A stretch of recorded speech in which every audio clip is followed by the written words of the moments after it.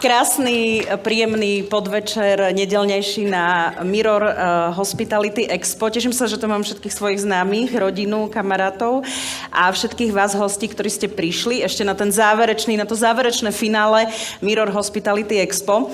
A ja som tu tak z takých ako keby viacerých častí, že Slováci v zahraničí live. A pre mňa sú Slováci v zahraničí totálna srdcovka, pretože som začala túto reláciu robiť v Rádiu Express asi pred vyše 8 rokmi a tak sa to so mnou tiahne, až som sa dostala do toho, že som zistila, že veľmi veľa Slovákov v zahraničí je barmanov. A takisto šéf kuchárov. A musím povedať, že gastrokomunita je tak silná, že som už minule hovorila, že ani vedci nemajú takú silnú komunitu ako barmani. A veľmi sa teším a som rada, že môžem byť takou súčasťou. A aby ste chápali, prečo sa vlastne Slováci v zahraničí spájajú aj s týmto gastrom a expo a barmanstvom, tak ja mám rada drinky. Mami, prepáč, nepočúvaj. A milujem teda akože tú vašu kultúru, tú vašu hospitality. Veľmi si ju užívam. A ešte v pandémii Ľuboš Rác povedal takú jednu krásnu vetu, že vieš čo, Oli, že mne sa páči, že ty tak ako keby propaguješ takéto, nazvime to, zodpovedné pitie. Že nepoďme sa opíjať, poďme si to vychutnávať. A mňa to tak veľmi potešilo, lebo ja som viacerým kamarátom ukázala, že môžeme si to vychutnávať a nemusíme sa opíjať, lebo aj to je niekedy téma, keď stále hovorím o tom barmanskom svete. A keďže tých Slovákov v zahraničí máme veľa, tak vďaka Petrovi Marcinovi, ktorý je asi tou takou najväčšou hlavou celého Mirror Hospitality Expo, tak sme sa dohodli, že niektorých hostí zavoláme aj na pódiu. A je mi veľkou cťou, že sú tu naozaj skvelí 4 hostia, ktorých si postupne predstavíme, porozprávame sa a dáme si aj pár otázok z publika. Skôr ako začneme, tak by som najprv poprosila na pódium Mariana Bekeho z Berlína. Marian, vitaj. Marian je jedným z najúspešnejších slovenských barmanov na svete, skvelý manažér, nech sa páči. My sme sa stretli, môžeš sa spokojne sadnúť, my sme sa stretli v Berlíne. A taktiež poprosím ešte na pódium Martina Šišku z Londýna, s ktorým som sa stretla v Scarfsbare v Londýne. Martin, ahoj, vitaj. Ahojte. Ja sa usadím. Ako sa máte, chalani? Dobre, ďakujem moc. Mňa najviac zaujíma, že ako hodnotíte celé toto expo? Mirror Hospitality Expo. Ja som prišiel včera po obede rovno z práce, takže som nemal čas ísť okolo, ale páči sa mi to, je to veľmi pekné. Je veľmi pekné vidieť niečo také na Slovensku. Sme obidvaja zo Slovenska a pamätám si, že roky dozadu to bol samozrejme pre každého barmana sen niečo také tu vidieť a čo sme museli robiť ako zamestnanci alebo barmani, musel asi šetriť celý rok, vycestovať do Londýna, to bola taká jediná šanca. Takže vidieť to teraz doma, vidieť ľudí zvonku, chodiť sem je obrovský krok, je to veľký milný krok a aj keď sa niekedy baví s ľuďmi, s organizátormi a povedia prvý rok, je to trošku ťažšie, je to normálne, je to každá bar show, či už v Londýne, Berlíne, prvé 3 roky sú horšie, takže vidieť niečo takéto, vidieť záujem, vidieť to krásnych priestoroch je veľký úspech. Martin? Takisto aj hlavne, keď som videl, že veľa študentov tiež prišlo na začiatok a veľa international bartenders okolo sveta. Mali ste tu ľudí z Mexika, doniesť ich na Slovensku a ukázať im našu kultúru, to je tiež veľmi dôležité, ale hlavne pre tých mladších ľudí a barmanov, čo tu robia, trošku ich motivovať a vidieť, čo sa deje okolo sveta. Myslím, že je dosť dôležité tiež. Je to možno taký ten balans, že nie len aby naši barmani alebo teda kuchári chodevali do zahraničia, celé to gastro a možno sa učiť niečo nové, ale aby aj chodili tuto na Slovensko a videli aj náš kraj a aby možno tí, čo nemôžu vycestovať, tak sa mohli naučiť niečo od iných ľudí a im mohli priniesť nejaké skúsenosti. Tak o tom je vždy bar show, alebo hociaké také expo, že môžeš prísť nie iba ochutnať nové produkty, ale vidieť tie semináre. Takže prvý rok nie je až tak plný, ako by mohol byť, ale aspoň organizátori povedia, ale tiež ľudia sa musia naučiť, lebo to nebolo, takže netreba si na tom nejako lámať hlavu, že mohlo tu byť o 100 ľudí viacej. Vidíš, že školy, ľudia zvonku možno nevedeli o tom, čo sa deje. Treba prvý rok spromovať a byť pozitívny na to A samozrejme o tom sú tie veci, je to edukácia, není to iba o tom, že si dať zadarmo drinky, ako veľa ľudí si myslí, alebo aj teraz to vidíš v Londýne, že na Baršova, tá mladšia generácia ide od stánku ku stánku a iba berú, vieš, iba sú tam šoty a po obede je už záverečná, alebo každý sa vála na tej podlahe. Čož je škoda, lebo máš tu, každú hodinu je tu seminár od rána až do večera, vieš, a to je v podstate edukácia zadarmo. A keď si to vezme, že tí ľudia, niektorí boli tu svetoví kuchári a ľudia od Mexika cez Ameriku a tak ďalej, vieš, určite by som tu sedel, keď ma spýtaš, keby som žil na Slovensku a ma zaujíma gastronomie, tak určite som tu.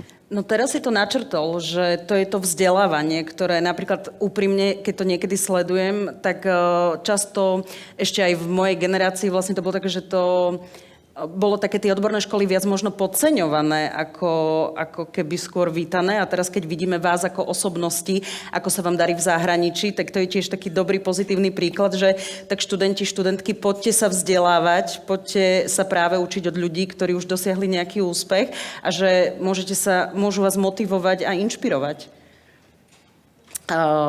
Vy ste obidvaja manažéri a vlastne aj v rámci máte na starosti bary. Ty si v Scarves bare v Londýne, ty si Bellboy bar teda v Londýne a ty si Bellboy bar aktuálne v Berlíne. Ja načrtnem iba takú tému, pretože ja keď som vyhodila informácie, že prídeš a dala som k tebe do zatvorky, že Berlín, tak mne písali ľudia z gastra, že Oli, máš tam chybu, lebo Marian je v Londýne, nie v Berlíne. Tak, musíš povedať, oni majú chybu. Ty máš prvé informácie. Ja viem všetko prvá. Marian, prečo si zavrel svoj Gibson bar v Londýne? Lebo teda nie všetci asi vedia tento príbeh, ktorý tu... Podľa mňa všetci vedia, lebo už som zistil, že tvoja práca je už úplne zbytočná, tie informácie. Keď nikomu nič nepovieš, tak sa to šíri oveľa rýchlejšie. Hoci kde teraz prídem, ešte som nedal nič ani na sociálne siete, hoci kde prídem, tak každý, čo si zavrel, presťahoval si, hovorím, ako vieš, tu som prišiel, každý vie. Vôbec nepotrebuješ povedať, neviem ako, každý vie. Takže ľudia majú radi tie povery, ako to povieš po slovensky, nie? Fámy. No, fámy, OK, takže každý to má rád. Prečo som zavrel? Ja to nehovorím, že som zavrel, my sa presúvame, takže Gibson sa otvorí znova v Berlíne ako v prvom meste a potom mám nových partnerov, biznis partnerov z Izraelu, oni majú 158 nehnuteľností, ako je táto hotelové nehnuteľnosti, takže ja som sa stal spolumajiteľom ich firmy, čo je Bellboy, a oni sa stali spolumajiteľom mojej firmy, čo je Gibson. A spolu pracujeme na tom, aby sme otvorili Gibson, Bellboy alebo iné projekty, presne tak, ako tu je napríklad Mirror Bar, lebo hotely momentálne už nezvládajú alebo nevedia konkurovať, ako aj napríklad Scarves bar a veľa takých projektov je v Londýne, že máš krásny bar, 5-hviezdičkový bar, 1, 2, 3 Michelin star kuchyne v tých priestoroch, ale bary boli oveľa na nižšej úrovni, takže ľudia teraz začali investovať aj do toho. Ako to krásne vidíte, tu Mirror Bar. Pred pár rokmi to bolo možno konferenčný priestor a teraz to je krásny bar a už vidí sa pridali 2 ďalšie izby a presne to sa stalo s Bellboyom. Ja som ich konzultoval v Tel Avive pred 10 rokmi. Bol to veľký úspech, dali to do Berlína, veľký úspech, 400 ľudí denne, tam je rada, takže si majitelia tej firmy povedali, OK, možno to dáme do do niekoľko z tých 158 nehnuteľností, čo majú po svete. Preto ma oslovili, takže ja to s nimi otváram. Gibson sa nemal zavrieť, ja som mal už letenku v sobotu ráno ísť do Berlína. Gibson mal byť vždy otvorený a malo to byť, že odkiaľ to vzniká, ten projekt vždy ostane. Gibsonu sa darilo posledných pár mesiacov lepšie než od otvorenia za posledných 8 rokov, ale nemáš ľudí v Londýne, gastronomie nemal ľudí. My sme nezavreli kvôli covidu, Brexitu, ruskej vojne, ale zavrel som kvôli ľuďom zo dňa na deň. Ja som piatok skončil shiftu, sobotu ráno som išiel na lietadlo do Berlína a piatok si moji poslední 4 zamestnanci mnou sadli. Nevieme čo, už nás to nebaví, toto. Hovorím, OK, mám 0 zamestnancov o 2 týždne, vieš, keď mi dajú výpovednú letu, ale už som ráno letel, tak si hovorím, OK, musím dať ďalšiu kapitolu, nemôžem tu teraz zostať, rušiť letenku, naťahovať sa s 20-ročnými deťmi, ktoré nevedia, čo so sebou, čo so životom, vieš, na to ja proste nemám ani čas, ani chuť, ani energiu a už som bol niekde inde a si hovorím, OK, keď to má skončiť, tak je to lepšie skončiť bar, ktorý je plný, ľudia to milujú a pýtajú sa ma, stále mi do dneska každý deň píšu hostia, že zavreli sme, je to pravda a je to lepšie tak, ako keby zbankrotoval bar, ktorý je zlý a ľudia to neznášajú, takže ráno som sadol do lietadla a mám úplne iný projekt a môžeme otvoriť možno 150 Gibsonov, vieš. Jasné, Rozumiem. že nie 152 hovorím, ale nemôžem tam sedieť a každý deň robiť v Londýne interview a za posledných 7 mesiacov som iba sedel a počúval také veci, že o to môžem robiť úplne iný seminár, vieš, keď ti prídu 20 roční a nevedia, čo so životom, či si má kúpiť topánky, alebo sedieť doma, alebo či je vyspatý, nevyspatý, vieš, to už boli také veci, že si hovorím, že už som psychológ, alebo majiteľ baru, alebo kolega, vieš, to už boli Všetko v také jednom. intervia, vieš, že... Martin, ty tak akože prikyvuješ, usmievaš sa, čo ty a pohovorí a tým ľudí v Londýne? Asi je to takisto, jak to Marian povedal. Tiež to není ľahké v hotelovej sieti. Niektoré departmenty sme mali zatvorené celkovo v hoteli, alebo sa otvárali iba na 4, na 5 dní. Ten staffing to je veľký issue, nielen kvôli Brexitu, ale ten mindset tých ľudí sa trošku zmenil po tom pandemiku. Čiže, ako Marian povedal, ja som minulý týždeň mal interview tiež s 20-ročným chlapcom za Barbeka, ktorý robil v McDonalde 6 mesiacov. To bola jeho experience. V živote by som nepovedal predtým, že aj tí barbeci už niektorí mali barmanské skúsenosti, keď začínate v Scarse, tak musíte mať nejakú experience, aj na toho barbeka. Ale proste sme v takej situácii, že fakt, že ide o ten atitúd a že proste tí ľudia, čo chcú robiť, alebo aká je tá vízia pre nich, ale bohužiaľ je to ťažké. Tiež stále nám chýbajú 4 ľudia do Scarsu, aby sme otvorení 7 dní v týždni, ale je to trošku struggle. Není to jednoduché. Hej. V čom je problém? Že je to ten návrat do gastra po pandémii, alebo je to Brexit, čo sa týka Londýna, alebo teda mladí ľudia, ako ty si povedal, že nevedia čo so sebou? Asi tá kombinácia všetkého. Aj ten Brexit, ale aj teraz je oveľa ťažšie dostať niekoho. Napríklad môj tým 80% ľudí boli Taliani. A veľa Talianov sa rozhodol, že idú naspäť, lebo dokážu tam mať plus minus také isté podmienky ako v Londýne. A ten životný štýl sa mení. Nikto nechce zatvárať a končiť do 3. o 4. ráno. Tam sú iné priorities. Čiže tiež tí ľudia chcú mať lepší life-work balance, by som to tak nazval. Čiže trošku sa to mení, tá hospitality. No a asi tak. Martin, bola som v Scarfse, v bare vo vašom v Londýne. Vy ste vlastne, váš bar je takou poctou známemu britskému karikaturistovi Geraldovi Scarfovi. Je to bar, ktorý nie je veľmi taký typický, keď prídeš akože do baru, ktorý má taký ten štýl možno... Neviem, ako to nazvať, ale že potom sú tam zrazu karikatúry. Že je to taký priestor, v ktorom nečakáš karikatúry a vyzerá, že je to taký jeden z tých takých jedinečných barov na svete, čo sa týka toho. Prosím, povedz aj ľuďom, ktorí sedia toto v publiku, ten príbeh, že prečo práve tento Gerald Scarf? Ja som to trošku aj spomenul na seminári, čo bol teraz, čiže neviem, kto tu bol, ale vlastne ten príbeh začal v Carlyle hoteli, čo je jeden slávny hotel v New Yorku. A vlastne ten bar sa volá Les Bemelmans a Bemelmans bol artist, ktorý vlastne rád chodil na drinky, ale čo sa artistom niekedy stáva, že jak by som to povedal, nemal peniaze anymore na drinky, ale čo spravil a s čím sa dohodol s manažmentom, čo je fakt, že true story, on začal kresliť na stenu. On začal kresliť na stenu v bare za to, aby mu dali drinky vlastne. Využil to umenie. Využil to umenie, bol to koncept vlastne. A tá inšpirácia prišla, keď managing director Rosewood London vlastne bol v tom decision making, že aký mal byť ten koncept toho baru. A on bol v tom Carlyle a toho inšpirovalo, že ja by som chcel tiež mať niečo takéto. Ale jasné, že naše motto je sense of place, čiže niečo britské. Čiže on poznal alebo stretol Geralda Scarfa. Vedel, že to je známy karikaturista. Je to človek, ktorý vyrastal v Londýne, v Chelsea 40 rokov a bol slávny týmito karikatúrami. Čiže vlastne oslovil ho a sa spýtal, že chceli by ste mať bar pomenovaný po vás.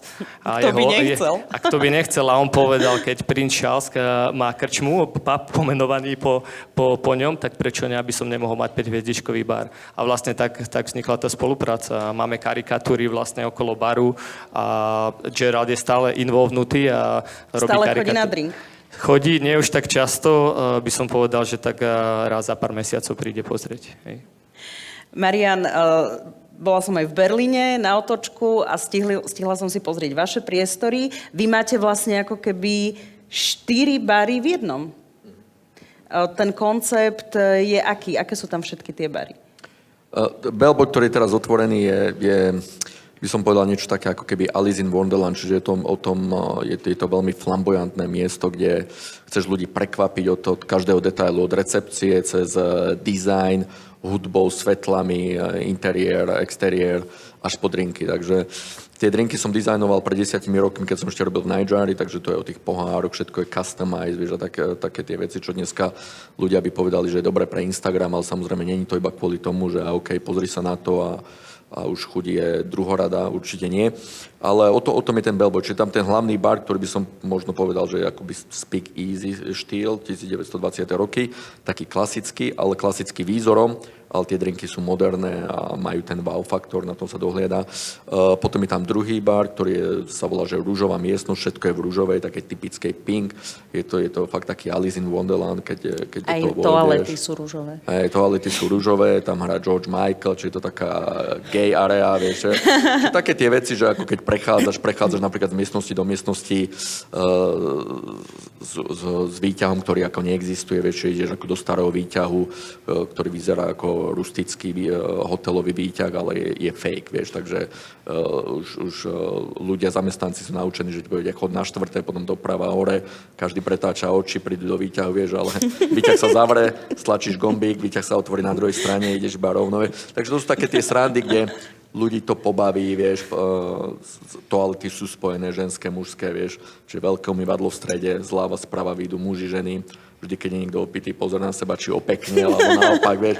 Takže to sú tie veci, ktoré urobia Bellboy a hlavne tým, že sú tam veľkí investori, oni nechceli malé bary, vieš, môj Gibson bol 40 ľudí max a im sa páčila tá idea, ten koncept, ale chcú ísť presne naopak, lebo veľa ľudí, samozrejme, keď si otvára svoju firmu, tak začneš malom, lebo nemáš tie peniaze a to je jedna zo síl, keď máš investorov, že vieš urobiť niečo veľa väčšie a dáva to úplne inú atmosféru. Vieš, keď máš 150, 200, 300 ľudí, vnútri bude mať živú hudbu, jedlo, cigári, tam je potom ešte speak easy bar, že musíš zohnať kód od zamestnancov alebo od barmanov, potom je tam zrkadlová miestnosť, zatlačíš dvere, otvorí sa malý speak easy bar. Program na celý večer. Program na celý večer, to je tá idea, že začneš s jedlom, potom si dáš možno živú hudbu, pár drinkov, potom speak easy, medzi tým ideš ešte do miestnosti, kde sú cigári a japonské whisky alebo také tie vintage spirits.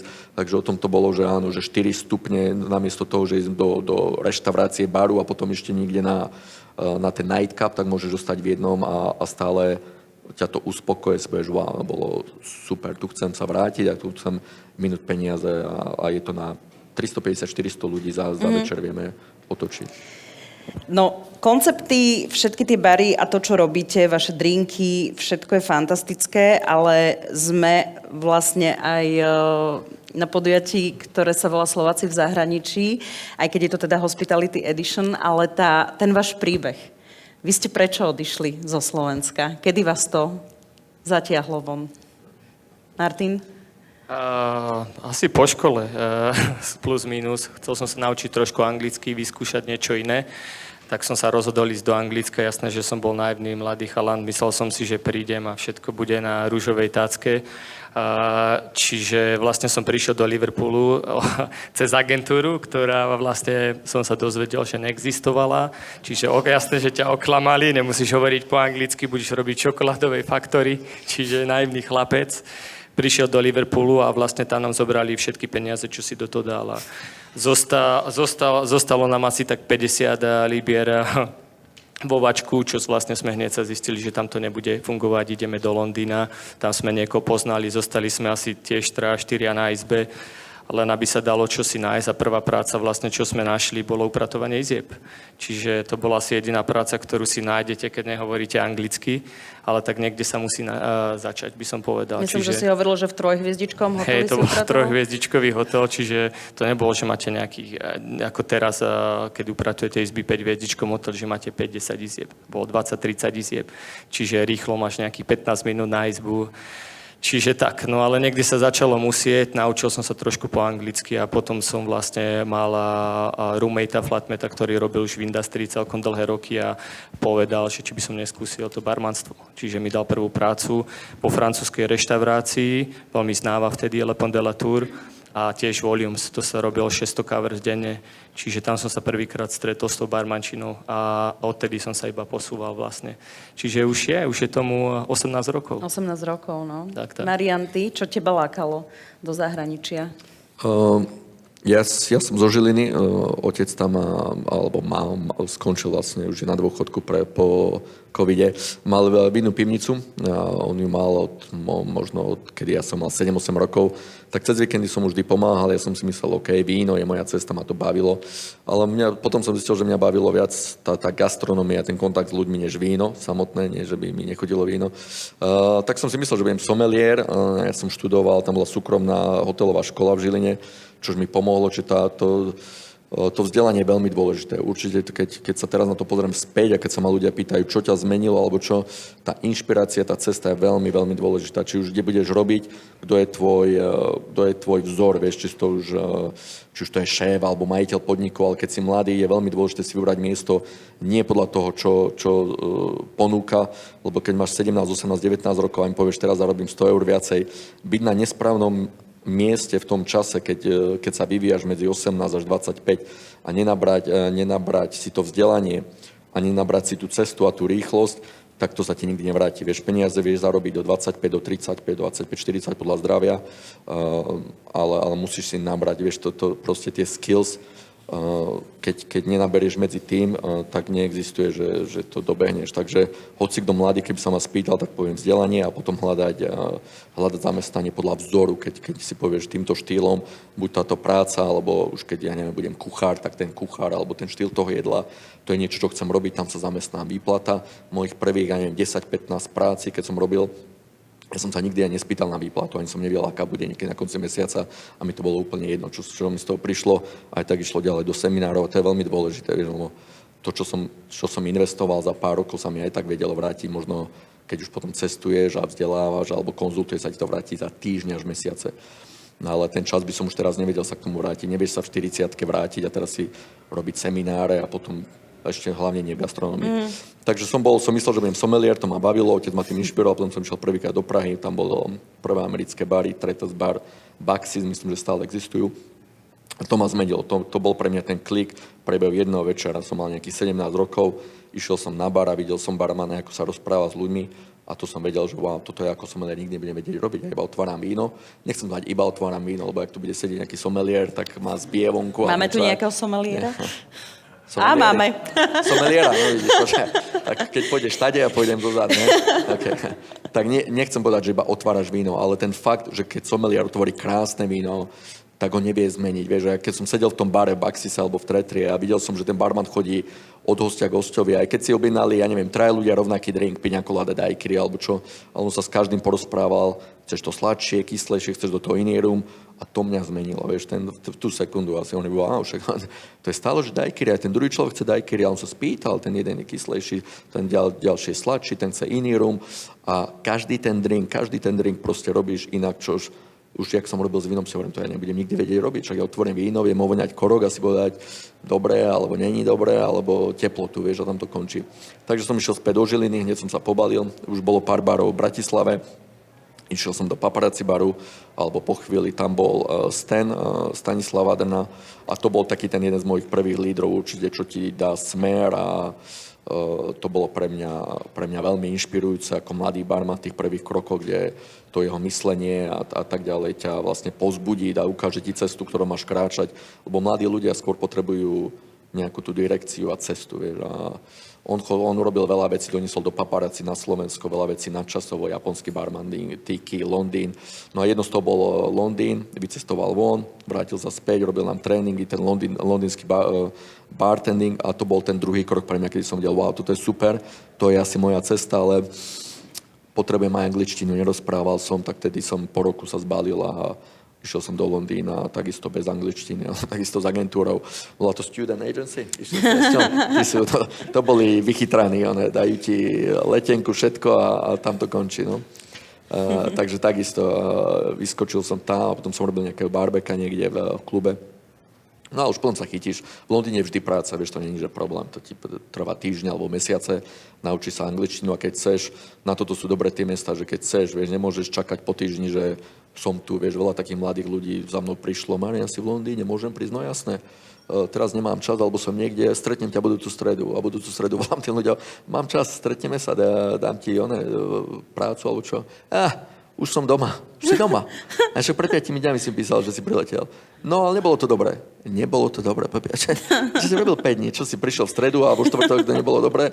A niekde som hodil CV a ona po 5 dňoch, že si normálny. A toto sa mi stalo nie raz, vieš, takže to vidíš, že proste niektorí tí ľudia si myslia, že teraz zmením život. Pozri, kúpil som Ryanair letenku za 37 eur, to je zmena mojho života. A jak naskočím na ten led, jak vyskočím v Londýne na Lutone, tak môj život musí byť pri kolenách. Vieš, tam bude sedieť kráľovná Viktória a hneď ti dá bankový účet, dom a vieš, a to proste není realita, vieš, a to si musíme uvedomiť, že ty prídeš a keď ja som spal na zemi, na madraci a sme šerovali dvaja single izbu, vieš, že takto 2 madrace a to bolo prvého pol roka, vieš, a to je normálne realita. A tak ideš a naučíš sa angličtinu a robíš. No už potom som postupne išiel. Ono je to tak, že aj keď robím rozhovory so Slovakmi v zahraničí, tak často mi niekedy ľudia napíšu, že ty rozprávaš iba o tých úspešných príbehoch. A ja hovorím, ale tie úspešné príbehy neboli na začiatku také úspešné a hneď, že takto sme luskli prstom a že to bolo. Čiže každý ste si tým prešli. Chalani, ďakujem vám veľmi pekne za váš čas. Veľmi si vážim, že ste tu. Chcem vás ešte poprosiť, keby ste ešte nás počkali v publiku, my to ešte vybavíme ďalších našich hostí a potom by sme sa ešte dali také spoločné kolo otázok všetci 4. Dobre? OK. Ďakujem vám veľmi pekne. Ďakujem. Marian Beke a Martin Šiška.